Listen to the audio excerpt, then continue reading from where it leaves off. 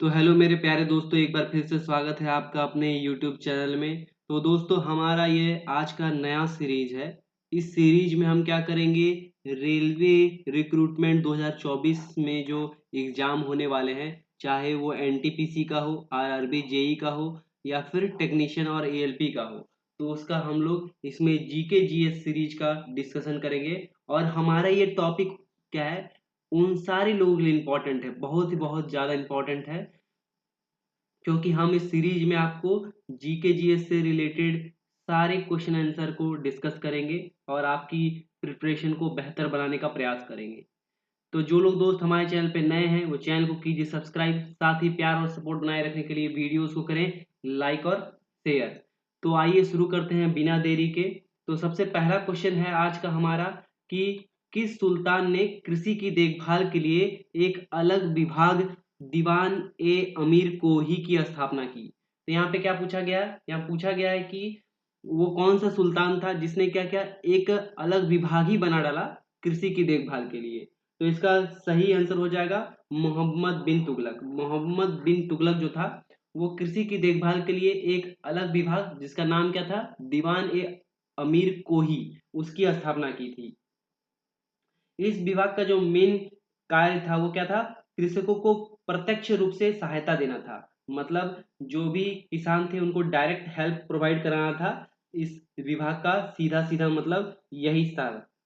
और क्या करना था, कृषि भूमि को क्या करना था, अधिक से अधिक कृषि भूमि को, उससे अधिक अधिक प्रोडक्टिविटी लेना था ताकि ज्यादा उपज हो और अधिक भूमि जो है कृषि कार्य के अधीन हो। इसका मेन मकसद यही था। बढ़ते हैं अगले क्वेश्चन की तरफ। नेक्स्ट है, शाहजहां के शासनकाल में कौन सा विदेश यात्री भारत आया था।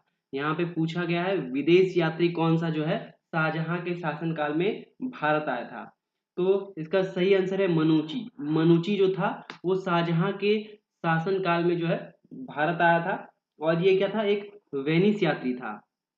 मनुची क्या था, एक वेनिस यात्री था जो कि भारत आया था। इसके साथ साथ दार शाहजहादा जो दार सिकोही की सेना में तोपची के रूप में जो नौकरी कर ली, और इसने क्या किया था, जो दार सिकोही था उसकी सेना में इसने तोप चलाने यानी तोपची का भी नौकरी किया था। उसके बाद उसने क्या किया, चिकित्सक का पेशा अपना लिया। बाद में उसने क्या किया, डॉक्टरी का पेशा अपना लिया। और अपनी यात्रा का संस्मरण इसने क्या किया, स्टोरिया डी मोगोर, इसने अपनी एक यात्रा वृतांत भी लिखा था। इसका नाम था क्या, स्टो स्टोरिया स्टोरिया डो मोगोर। इसने ये नाम से क्या किया, अपनी यात्रा का वृतांत लिखा है इसमें। और इसके अलावा ये क्या किया था, वेनिस यात्री था, साथ ही साथ एक तोपची का भी काम किया। बाद में क्या किया, एक चिकित्सक, बाद में क्या किया, चिकित्सक का भी इसने काम किया भारत आने के बाद। बढ़ते हैं अगले क्वेश्चन की तरफ। नेक्स्ट है, बहुत ही इंपॉर्टेंट है, बार बार आता है। ये पूछा गया है बीबी का मकबरा बनाया गया था। बीबी का मकबरा किसके द्वारा बनाया गया था। तो बीबी का मकबरा जो है वो मुगल सम्राट जो थे, औरंगजेब, औरंगजेब जो थे मुगल सम्राट, उनके शासनकाल में औरंगजेब ने शासनकाल में बीबी का मकबरा का निर्माण कराया गया था। किसके शासनकाल में, औरंगजेब के शासनकाल में बीबी का मकबरा का निर्माण कराया गया था। ये कहाँ पे है, ये मकबरा महाराष्ट्र राज्य के औरंगाबाद में स्थित है। कहाँ पे ये बीबी का मकबरा, महाराष्ट्र में, महाराष्ट्र के औरंगाबाद में। बीबी का मकबरा कहाँ पे है, महाराष्ट्र के औरंगाबाद में जो है, औरंगाबाद में जो है बीबी का मकबरा बनाया गया था। और उनके कब, जो औरंगजेब का शासन काल था उस समय कब से कब, 1951, औरंगजेब का शासन चलता था 1651, 1651 से लेके 61 तक जो था, उस दौरान औरंगजेब के शासनकाल में इसका निर्माण कराया गया था। इस मकबरे का जो प्रेरणा स्रोत था, मतलब जिसका इंस्पिरेशन था, वो कहाँ से लिया गया था, ताजमहल से। मतलब जो इसका प्रेरणा स्रोत था वो कौन था, ताजमहल। ताजमहल चूंकि बनाया गया था शाहजहां के द्वारा मुमताज के याद में, उसी की प्रेरणा स्रोत में क्या किया, बीबी का मकबरा बनाया गया औरंगजेब के द्वारा। बढ़ते हैं अगले क्वेश्चन की तरफ। नेक्स्ट है पुरंदर की संधि किसके बीच हुई? क्या दिया गया है? पुरंदर की संधि जो है किसके बीच हुई? बहुत ही इंपॉर्टेंट क्वेश्चन है, VBI क्वेश्चन है। जो पुरंदर की संधि हुई थी वो क्या हुई थी? मुगल और मराठा के बीच हुई थी। बहुत ही इंपॉर्टेंट सवाल है। पुरंदर की संधि किसके बीच हुई थी? मुगल और मराठाओं के बीच हुई थी। कब हुई थी? ये हुई थी 1665 ईस्वी में। पुरंदर की सब संधि कब हुई थी? मुगल और मराठाओं के बीच। मुगल और मराठाओं के बीच कब हुई थी? 1665 में। और इस संधि पर जो है मुगल साम्राज्य के सेनापति राजा जयसिंह और छत्रपति शिवाजी महाराज के हस्ताक्षर किए गए थे। किसके किसके बीच हुआ था? जय सिंह और राजा महाराज छत्रपति शिवाजी महाराज के बीच हुआ था पुरंदर की जो संधि थी। और इस संधि के तहत शिवाजी ने क्या किए? 23 किले मुगल को सौंप दिए और साथ ही साथ शिवाजी के पुत्र संभाजी को मुगलों के अधीन 5000 का मनसबदार बनाया गया। मतलब 5000 रुपया मनसबदारी देना पड़ा था। तो बहुत ही इंपॉर्टेंट सवाल है। पुरंदर की संधि किसके किसके बीच हुई? मुगल और मराठाओं के बीच हुई थी। कब हुई थी? 1665 ईस्वी में हुई थी। किसके किसके बीच हुई थी? जयसिंह और शिवाजी महाराज के बीच हुई थी। बढ़ते हैं अगले क्वेश्चन की तरफ दोस्तों। नेक्स्ट है भारत का प्रथम हिंदी समाचार पत्र कौन सा है? क्या पूछा गया है? भारत का प्रथम हिंदी समाचार पत्र जो है वो कौन सा है? तो सही आंसर है उदंत मार्तंड। उदंत मार्तंड जो है भारत का पहला प्रथम हिंदी समाचार पत्र था। और इसका प्रकाशन कब हुआ? इसका प्रकाशन हुआ 30 मई। इसका प्रकाशन कब हुआ? 30 मई 1826 में। उदंड मार्तंड जो है हिंदी का पहला समाचार पत्र था और इसका प्रकाशन कब हुआ? 30 मई 1826। कहाँ से? कलकत्ता से। कहाँ से? कलकत्ता। उस समय का जो कलकत्ता था वहां से प्रकाशित हुआ।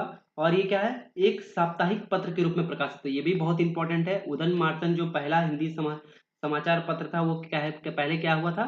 साप्ताहिक था। पहले क्या था? साप्ताहिक पत्र था। इसका प्रकाशन मूलतः जो थे कानपुर निवासी पंडित जुगल किशोर शुक्ला ने किया था। किसने किया था? पंडित जुगल पंडित जुगल किशोर पंडित जुगल किशोर शुक्ला ने जो है शुक्ल पंडित जुगल किशोर शुक्ल ने जो है इसका प्रकाशन शुरू किया था। पढ़ते हैं अगले क्वेश्चन की तरफ दोस्तों। नेक्स्ट है लंदन में गोलमेज सम्मेलन का जो आयोजन किया गया था किसकी चर्चा के लिए किया गया था? बहुत ही इंपॉर्टेंट क्वेश्चन है। लंदन में जो गोलमेज सम्मेलन आयोजन किया गया था वो किसकी चर्चा के लिए किया गया था? तो लंदन में जो गोलमेज सम्मेलन का आयोजन किया गया था वो साइमन आयोग द्वारा सौंपी गई रिपोर्ट पर जो चर्चा करने के लिए किया गया था। जो साइमन आयोग द्वारा जो रिपोर्ट सौंपा गया था उसकी चर्चा के लिए किया गया था। और इस चर्चा में ब्रिटिश भारत ने भावी संविधान तैयार किया जाना था। और इसमें क्या किया गया था? भावी संविधान को तैयार करने का जो है प्रस्ताव था। तो लंदन में जो गोलमेज सम्मेलन आयोजन किया गया था वो मेनली होना था भारत का भावी संविधान जो बनाया जाना था उस पर चर्चा किया था। और ये किसके बेसिस पे होना था? साइमन कमीशन का जो रिपोर्ट आया था साइमन कमीशन का जो रिपोर्ट आया था उसके हिसाब से इस पे चर्चा होना था। साइमन कमीशन का जो रिपोर्ट आया था उसके हिसाब से ये चर्चा होना था। तो दोस्तों आपको कमेंट सेक्शन में बताना है कि साइमन कमीशन भारत कब आया था और ये कितने सदस्यों का समूह था। साइमन कमीशन भारत कब आया था और ये कितने सदस्य थे साइमन कमीशन में? बढ़ते हैं अगले क्वेश्चन की तरफ दोस्तों। नेक्स्ट है निम्नलिखित में से कौन से भारतीय संसद के संगठक हैं? पहला दिया गया है राष्ट्रपति, दूसरा दिया है राज्यसभा और तीसरा दिया गया है लोकसभा। तो भारतीय संसद के जो है संगठक के बारे में पूछा गया है। तो इसका सही आंसर हो जाएगा ऑप्शन नंबर डी, 1, 2 और 3। मतलब राष्ट्रपति, राज्यसभा और लोकसभा ये तीनों मिलकर ही क्या बनाते हैं? भारत के संसद के संगठक के रूप में काम करते हैं। और केंद्र सरकार का जो विधायी अंग है वो संसदीय प्रणाली अपनाने के कारण भारतीय जो है लोकतंत्रीय व्यवस्था में संसद एक विशिष्ट और केंद्र का रोल निभाता है। और संसद के अनुच्छेद 79 के अनुसार जो है भारत की संसद के 3 संगठक है जो कि क्या क्या है? राष्ट्रपति है, राज्यसभा है और लोकसभा। किसके अनुसार? अनुच्छेद अनुच्छेद जो है 79 अनुच्छेद 79 के अनुसार जो है भारतीय संगठन जो संसद है उसके संगठक जो है 3 है, राष्ट्रपति, राज्यसभा और लोकसभा। बढ़ते हैं अगले क्वेश्चन की तरफ दोस्तों। नेक्स्ट है, राष्ट्रपति मंत्रिपरिषद के सदस्य को कैसे बर्खास्त कर सकता है। यहाँ पे पूछा गया है कि राष्ट्रपति जो क्या है मंत्रिपरिषद को बर्खास्त कर सकता है, उसके लिए क्या करना पड़ेगा, प्रधानमंत्री को सिफारिश करना पड़ेगा। प्रधानमंत्री की सिफारिश पर जो है राष्ट्रपति मंत्रिपरिषद जो उसका मंत्रिमंडल है उसको बर्खास्त कर सकता है। तो प्रधानमंत्री जो मंत्रिपरिषद का वास्तविक नेता हो, प्रधानमंत्री क्या होता है, प्रधानमंत्री जो है मंत्रिपरिषद का वास्तविक वास्तविक जो है वास्तविक नेता होता है। प्रधानमंत्री जो होता है मंत्रिपरिषद का वास्तविक नेता होता है। और मंत्रिपरिषद सामूहिक रूप से जो है लोकसभा के प्रति उत्तरदायी होती है। क्या होता है, मंत्रिपरिषद जो सामूहिक रूप से किसके प्रति उत्तरदायी होती है, बहुत इंपॉर्टेंट, ये पूछा जा सकता है, लोकसभा के प्रति। मंत्रिपरिषद सामूहिक रूप से लोकसभा के प्रति उत्तरदायी होती है। बढ़ते हैं अगले क्वेश्चन की तरफ दोस्तों। नेक्स्ट है, लेटराइट मृदा आयरन और डैश से भरपूर होती है। तो यहाँ पे पूछा गया है लेटराइट मृदा के बारे में। तो लेटराइट मृदा जो है आयरन और एल्युमिनियम से भरपूर होती है। लेटराइट मृदा आयरन और एल्युमिनियम से भरपूर होती है। लेटराइट मृदा जो है आर्द्र प्रदेशों की अपेक्षित मिट्टी, मतलब जहाँ पे ह्यूमिडिटी होता है, जहाँ पे नमी होता है, क्या होता है उस क्षेत्र में यह ज्यादा पाया जाता है। और इसकी उर्वरता, लेटराइट मृदा की जो उर्वरता होता है, लेटराइट मृदा की जो उर्वरता होती है वो क्या होती है, कम होती है। और ये कहाँ पाया जाता है, आर्द्र प्रदेशों में, जहाँ पे आर्द्र प्रदेशों में जो है पाया जाता है। लेटराइट मृदा कहाँ पाया जाता है, आर्द्र प्रदेशों में पाया जाता है। बढ़ते हैं अगले क्वेश्चन की तरफ। नेक्स्ट है, भाखड़ा नांगल परियोजना कौन सी नदी पर है। क्या पूछा गया है, भाखड़ा नांगल परियोजना जो है कौन सी नदी पर है। तो इसका सही आंसर है सतलज। भाखड़ा नांगल परियोजना क्या है, सतलज नदी पर है। और भाखड़ा नांगल जो है बहुउद्देशीय परियोजना जो है, जिसके अंतर्गत जो है पंजाब, हरियाणा और राजस्थान राज्यों का संयुक्त जो है उपक्रम है। कौन कौन से राज्य हैं, पंजाब, राजस्थान, पंजाब, राजस्थान और हरियाणा, ये तीनों का एक संयुक्त उपक्रम है। और ये क्या है, बहुउद्देशीय परियोजना है, बहुउद्देशीय परियोजना। इसके अंतर्गत जो है भाखड़ा और नांगल के पास जो है सतलज नदी पर 2 बांधों का निर्माण किया गया है। भाखड़ा और नांगल नदी पे जो है के पास जो है सतलज नदी पर 2 बांधों का निर्माण कराया गया है। बढ़ते हैं अगले क्वेश्चन की तरफ। बहुत इंपॉर्टेंट क्वेश्चन और रिपीटेड क्वेश्चन है, बार बार पूछा जाता है। वायु दाब को मापने के यंत्र को डैश कहते हैं। तो वायु दाब के मापने वाले यंत्र को क्या कहते हैं, बैरोमीटर कहते हैं। वायु दाब को मापने वाले यंत्र को क्या बोलते हैं, बैरोमीटर बोलते हैं। बढ़ते हैं अगले क्वेश्चन की तरफ। उससे पहले बता दें कि जो वायु दाब जो बैरोमीटर में मापते हैं उसमें अचानक अगर पारा गिर जाता है तो क्या आता है, वो तूफान का सिंबल होता है। अगर बैरोमीटर पर अचानक तापमान गिर जाता है तो उससे तूफान आता है। अगर धीरे धीरे गिरावट आता है तो उसका क्या डिनोट है कि बारिश होगा। अगर वायु दाब मापने वाले यंत्र बैरोमीटर में जो वायु दाब है वो धीरे धीरे गिरता है तो उस केस में क्या है, वर्षा होने की संभावना होती है। अगर वायु दाब वाले बैरोमीटर में धीरे धीरे क्या है दबाव बढ़ता है तो उस केस में क्या होगा, मौसम साफ होने का संकेत होता है। मौसम जो क्या होगा, साफ होगा। ठीक है दोस्तों, बढ़ते हैं अगले क्वेश्चन की तरफ। नेक्स्ट है, पाइथन एक डैश है। क्या है, पाइथन एक डैश है। तो इसका सही आंसर हो जाएगा, पाइथन एक प्रकार का क्या है, हाई लेवल लैंग्वेज है। पाइथन एक उच्च स्तरीय भाषा है। पाइथन क्या है, एक उच्च स्तरीय भाषा है। और ये क्या है, बोलचाल और लेखन में प्रयुक्त भाषा के काफी करीब है, मतलब जैसे हम लोग बोलते या लिखते हैं उसी के काफी करीब है। और इससे क्या है, आसानी से प्रयोक्ता के द्वारा जो यूजर है, ये यूजर फ्रेंडली, उसके द्वारा आसानी से समझा जा सकता है। तो पाइथन क्या है, एक हाई लेवल लैंग्वेज है। बढ़ते हैं अगले क्वेश्चन की तरफ। नेक्स्ट है, निम्नलिखित स्पैम निम्नलिखित में से किससे संबंधित है। क्या पूछा गया है, स्पैम निम्नलिखित में से किससे संबंधित है। तो ये क्या है, ईमेल से संबंधित है। ईमेल से संबंधित है। स्पैम क्या है, ईमेल से संबंधित है।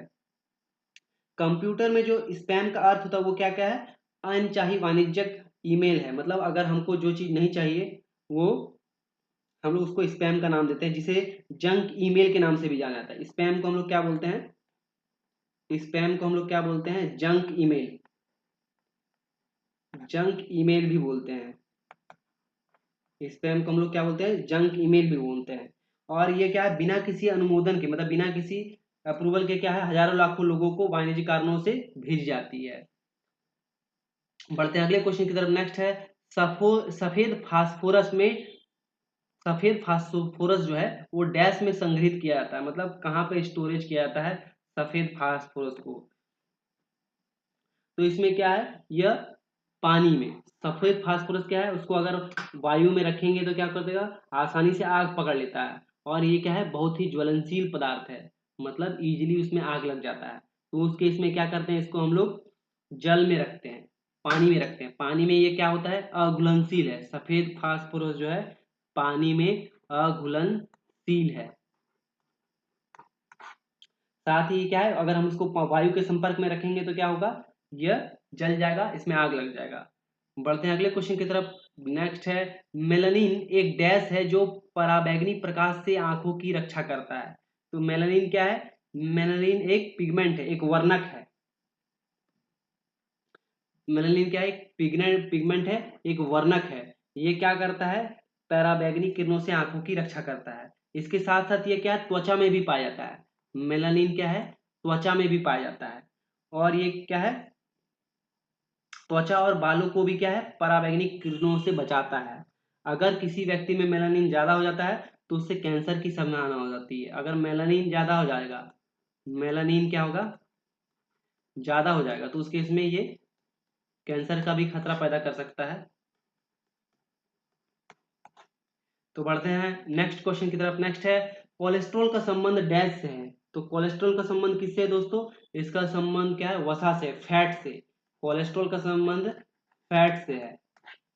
कोलेस्ट्रॉल का संबंध किससे है, फैट से है। क्योंकि यह क्या है, यह यौगिक सभी प्रकार की जंतु वसा, मतलब जो भी एनिमल फैट है, जैसे कॉड लिवर ऑयल हुआ या फिर घी हुआ, उस तरह के फैट में क्या होता है, कोलेस्ट्रॉल पाया जाता है। और कोलेस्ट्रॉल एक सफेद रंग का क्या होता है, क्रिस्टल स्ट्रोल है। और कोलेस्ट्रॉल का जो रासायनिक सूत्र है वो क्या है, तो कोलेस्ट्रॉल का जो रासायनिक सूत्र है वो क्या है, C2H2OH। कोलेस्ट्रॉल का रासायनिक सूत्र क्या है, C2H2 और OH। और रक्त में कोलेस्ट्रॉल अगर ज्यादा हो जाए तो उससे क्या होता है, हार्ट अटैक का चांस आने का संभावना बढ़ जाता है, जिसको हम लोग हृदय घात भी बोलते हैं। हृदय घात भी बोलते हैं, हार्ट अटैक भी बोलते हैं, हार्ट अटैक भी होते हैं। तो अगर बॉडी में कोलेस्ट्रॉल ज्यादा बढ़ जाता है तो हार्ट अटैक का संभावना आ सकता है। और कोलेस्ट्रॉल क्या है, का फॉर्मूला जो है C2H2OH है। बढ़ते हैं अगले क्वेश्चन की तरफ। नेक्स्ट है शैवालों के फलने का क्या कारण होता है। क्या पूछा गया है, शैवालों के फलने का जो कारण होता है वो क्या कारण होता है। तो शैवालों के फलने का कारण जो है सुपोषण है, यानी यूट्रिफिकेशन है। सुपोषण है मतलब उसको क्या मिलेगा, पोषण मिलेगा, साथ ही साथ उष्मा मिलेगा। पोषण और उष्मा मिलेगा तो उस केस में क्या होगा, शैवाल जन्म लेंगे, मतलब खाना और हीट मिलेगा तो उस केस में इसका जन्म होगा। जलाशयों में खनिजों व पोषक पदार्थों के अत्यधिक उत्सर्जन से क्या होता है, ये खनिज और उसकी तल पर जमा हो जाते हैं, जो यूट्रिफिकेशन का कारण होता है। इसके परिणामस्वरूप क्या होता है, जल में नीले हरे शैवाल का जो है वृद्धि हो जाता है। आप लोग देखे होंगे कि जल में क्या होता है, नीला हरा शैवाल हो जाता है। तो उसका मेन रीजन क्या होता है, सुपोषण यानी यूट्रिफिकेशन जिसको बोलते हैं वो होता है। बढ़ते हैं अगले क्वेश्चन की तरफ। नेक्स्ट है अर्थशास्त्र के संबंध में यूएनडीपी का क्या अर्थ है। अर्थशास्त्र के संबंध में यूएनडीपी का क्या अर्थ है, तो इसका सही अर्थ हो जाएगा united national development programme. United nations development programme जो है इसका सही आंसर हो जाएगा UNDP, united nation development programme, संयुक्त राष्ट्र विकास कार्यक्रम। और ये क्या है, संयुक्त राष्ट्र का एक वैश्विक विकास नेटवर्क है। ये क्या है, संयुक्त राष्ट्र का जो वैश्विक विकास नेटवर्क है वो है। यूएनडीपी का क्या अर्थ है, यूनाइटेड नेशनल डेवलपमेंट प्रोग्राम। बढ़ते हैं अगले क्वेश्चन की तरफ। नेक्स्ट है बहुत ही इंपॉर्टेंट क्वेश्चन। तो जो लोग दोस्त हमारे चैनल पे नए हैं वो चैनल को सब्सक्राइब करना ना भूले दोस्तों। नेक्स्ट है किस पंचवर्षीय योजना ने मानव विकास को सभी विकासों के प्रयास का मूल बताया। किस पंचवर्षीय योजना ने मानव विकास, मतलब अगर मनुष्य का विकास होगा तो वो सभी विकासों का प्रयास का मूल बताया गया है। तो वो कौन सी पंचवर्षीय में बोला गया था, ये है 8वीं पंचवर्षीय योजना के दौरान। 8वीं पंचवर्षीय योजना के दौरान बताया गया कि अगर मानव का विकास होगा तो वो सभी विकासों के प्रयास का मूल होगा। तो ये 8वीं पंचवर्षीय योजना में बताया गया था। 8वीं पंचवर्षीय योजना की योजना अवधि कितना था? बहुत ही इंपॉर्टेंट सवाल, 1992 से लेके 1997। 8वीं पंचवर्षीय योजना का जो कार्य अवधि था वो कितना था? 1992 से लेकर 1997। और इस पंचवर्षीय योजना का जो टारगेट लक्ष्य था, लक्षित वृद्धि था, वो कितना था? 5.6%। लक्षित वृद्धि कितना रखा गया था? 5.6% रखा गया था इसका लक्षित वृद्धि, मतलब इतना डेवलपमेंट परसेंटेज में होना था। और वास्तविक में कितना हुआ? वास्तविक में ज्यादा हुआ, 6.8%। कितना हुआ? 6.8% हुआ। बढ़ते हैं अगले क्वेश्चन की तरफ दोस्तों। नेक्स्ट है, निम्नलिखित में से कौन सा लोक नृत्य मुख्य रूप से भारतीय राज्य बिहार में किया जाता है? वो कौन सा लोक नृत्य है? यहाँ पे ध्यान देने वाली बात है, लोक नृत्य पूछा गया है जो कि बिहार में किया जाता है। तो सही आंसर है विदेशिया। विदेशिया जो है लोक नृत्य जो बिहार में किया जाता है। और इस लोक नृत्य में क्या होता है? इस लोक नृत्य शैली का पिता भिखारी ठाकुर को माना जाता है। इस लोक नृत्य का जो शैली का पिता है वो कौन है? भिखारी ठाकुर। भिखारी ठाकुर को जो है इस लोक नृत्य का जनक माना जाता है। और इस नृत्य में महिला पात्र की भूमिका भी पुरुष कलाकार करते हैं। और इस नृत्य में जो है महिला पात्र होती हैं, महिला का जो रोल होता है, महिला पात्र का जो रोल है वो कौन निभाता है? वो पुरुष ही निभाते हैं। महिला पात्र का जो रोल है वो क्या करते हैं? पुरुष लोग ही महिला पात्र का रोल निभाते हैं। बढ़ते हैं अगले क्वेश्चन की तरफ। नेक्स्ट है, पुष्कर मेला कहाँ आयोजित किया जाता है? तो पुष्कर मेला बहुत ही फेमस है। और ये कहाँ आयोजित किया जाता है? ये आयोजित किया जाता है राजस्थान में। बढ़ते हैं अगले क्वेश्चन की तरफ। नेक्स्ट है, इग्नाइटेड माइंड्स पुस्तक किसने लिखा है? इग्नाइटेड माइंड्स पुस्तक के लेखक कौन है? तो इसका सही आंसर है doctor APJ Abdul Kalam. Ignited minds के लेखक कौन है? Doctor APJ Abdul Kalam.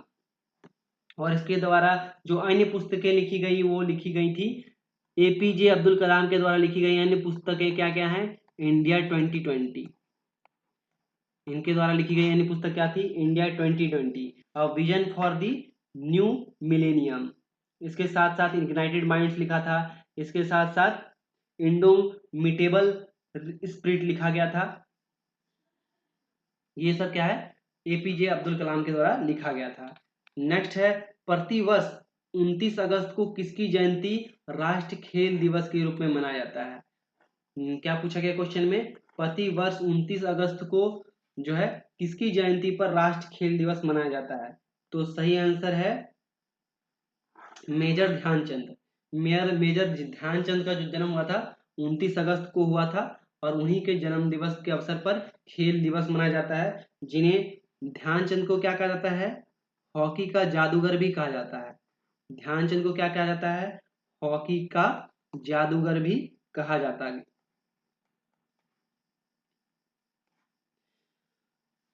Next है, अंतर्राष्ट्रीय ओजोन दिवस कब मनाया जाता है? क्या पूछा गया है? अंतर्राष्ट्रीय ओजोन दिवस कब मनाया जाता है? तो सही आंसर है 16 सितंबर। अंतर्राष्ट्रीय ओजोन दिवस कब मनाया जाता है? 16 सितंबर। और ये क्या है? ओजोन लेयर के संरक्षण हेतु अंतर्राष्ट्रीय ओजोन दिवस जो है सुनिश्चित किया गया है। ओजोन दिवस ओजोन लेयर के सुरक्षा हेतु।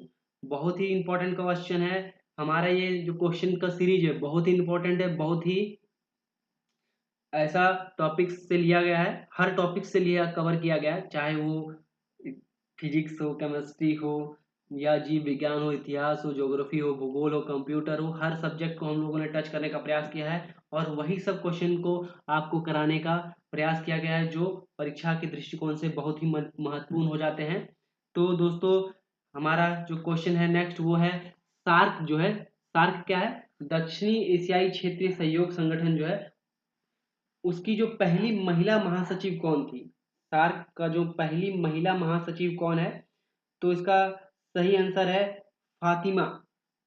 फातिमा दियाना सईद। फातिमा दियाना सईद जो है सार्क की पहली महिला महासचिव है। कौन? फातिमा दियाना सईद जो है सार्क की पहली महिला महासचिव है, जो कि क्या थी? मार्च 2011 से जनवरी 2012 तक इनका कार्यकाल रहा था कब से कब तक, मार्च 2011 से लेके जनवरी 2012 तक, जनवरी 2012 तक उनका कार्यकाल था। और वो क्या थी, मालदीव की थी। कहाँ की वो निवासी थी, मालदीव की वो है निवासी थी।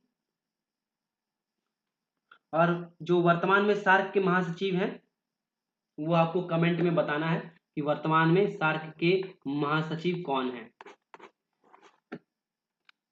तो थैंक यू दोस्तों, होप आपको हमारा ये वीडियो सीरीज पसंद आएगा। इसी तरह हम आपको नेक्स्ट इम्पॉर्टेंट वीडियो सीरीज कराते रहेंगे, तो हमारे साथ जुड़े रहिए और अपने तैयारी को मजबूत बनाइए। मिलते हैं नेक्स्ट वीडियो में, तब तक के लिए धन्यवाद।